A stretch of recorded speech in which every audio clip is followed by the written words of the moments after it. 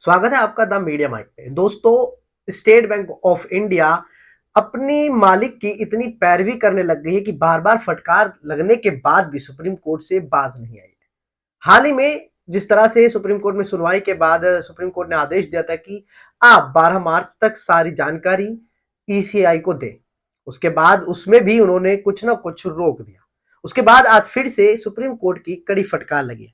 आपको बता दें कि इलेक्ट्रॉल बॉन्ड की जानकारी देने के मामले में सुप्रीम कोर्ट ने आज स्टेट बैंक ऑफ इंडिया को नोटिस जारी कर दिया है। कोर्ट ने कहा है कि 11 मार्च के फैसले में स्पष्ट कहा गया था कि बैंक की पूरी डिटेल दीजिए, खरीद की तारीख, खरीदार का नाम और कैटेगरी समेत दी जाए, लेकिन एसबीआई ने यूनिक अल्फा न्यूमेरिक नंबर्स का खुलासा नहीं किया।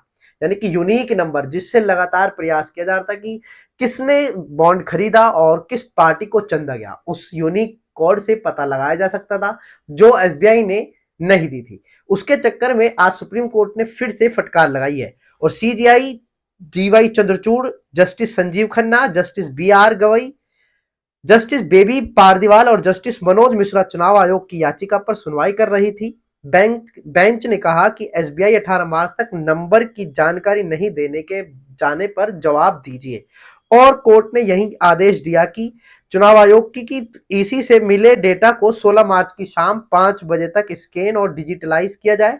प्रोसेस पूरा होने के बाद ओरिजिनल कॉपी आयोग को लौटा दी जाए और एक कॉपी कोर्ट में रखी जाए और फिर इस डेटा को चुनाव आयोग की वेबसाइट पर 17 मार्च तक अपलोड कर दिया जाए।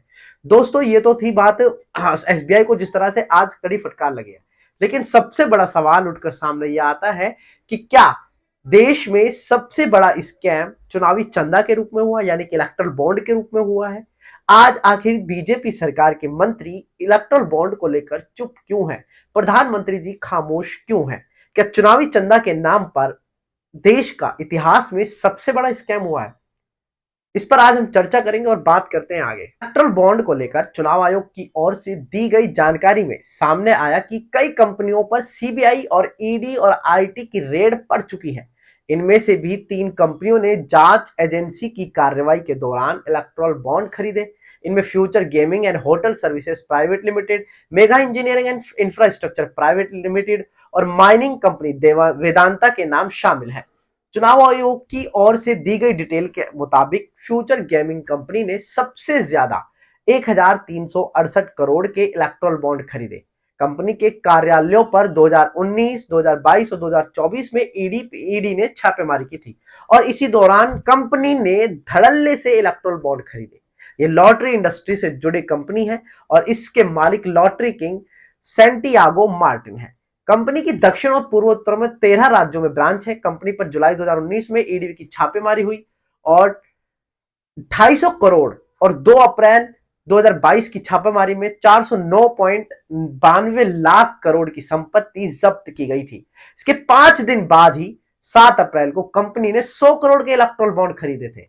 सवाल ये होता है कि जब कंपनी की सारी चीज बॉन्ड बॉन्ड सारे कंपनी के जो बैंक वगैरह डिटेल्स थी, जो भी बैंक अकाउंट्स थे, उनको सीज कर दिया गया, तो आखिर 100 करोड़ के इलेक्ट्रल बॉन्ड उन्होंने कैसे खरीद लिए?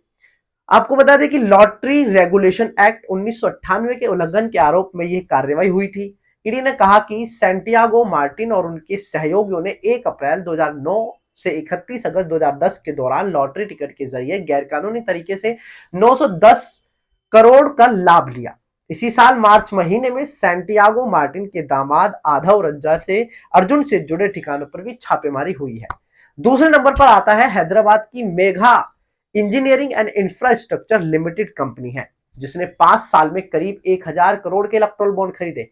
कंपनी के मालिक कृष्णा रेड्डी हैं। कंपनी पर अक्टूबर 2019 में इनकम टैक्स विभाग ने छापेमारी की कार्रवाई की थी और बाद में ईडी ने भी कंपनी से जुड़े मामले में जांच की। उसी साल 12 अप्रैल को एक ही दिन में कंपनी ने 50 करोड़ के इलेक्ट्रल बॉन्ड खरीदे। कंपनी ने तेलंगाना सरकार के साथ कालेश्वरम डैम प्रोजेक्ट, जोलीला टनल और पोलावरम डैम प्रोजेक्ट में काम किया है। 12 अप्रैल 2019 से 12 अक्टूबर 2023 के दौरान कंपनी ने 966 करोड़ के इलेक्ट्रल बॉन्ड खरीदे हैं। अनिल अग्रवाल की माइनिंग कंपनी वेदांता ने 376 करोड़ के इलेक्ट्रल बॉन्ड खरीदे हैं। और करने वाली बात ये है कि 2018 के मध्य में ईडी ने कार्रवाई की थी। वेदांता ग्रुप से जुड़े ब्राइब फॉर वीजा केस में यह कार्रवाई की गई थी। कंपनी पर आरोप था कि चीनी नागरिकों को गैरकानूनी तरीके से वीजा जारी किए गए और इसके अलावा साल 2022 में ईडी ने कंपनी के खिलाफ मनी लॉन्ड्रिंग के एक मामले में भी जांच शुरू की थी। 16 अप्रैल 2019 को वेदांता ने 39 करोड़ के इलेक्टोरल बॉन्ड खरीदे। इसके बाद 2020 से 2023 के बीच 337 करोड़ और चुनावी बॉन्ड वेदांता ग्रुप की तरफ से खरीदे गए हैं।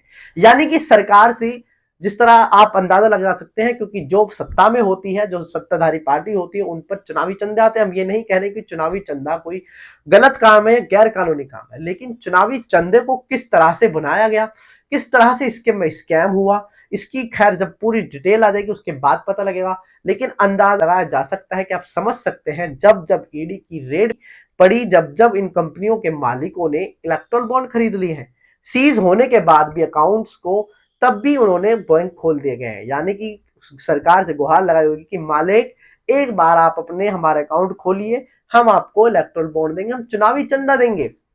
जिसके बाद ये बात आपको समझ में आनी चाहिए, क्योंकि जब भी कोई सीज कर लिए जाते हैं तो संपत्ति या कोई भी हो तो सारे अकाउंट सीज हो जाते हैं। लेकिन अगर अकाउंट सीज हो गए तो 7 दिन बाद इतने इलेक्ट्रल बॉन्ड कैसे खरीद लिए गए?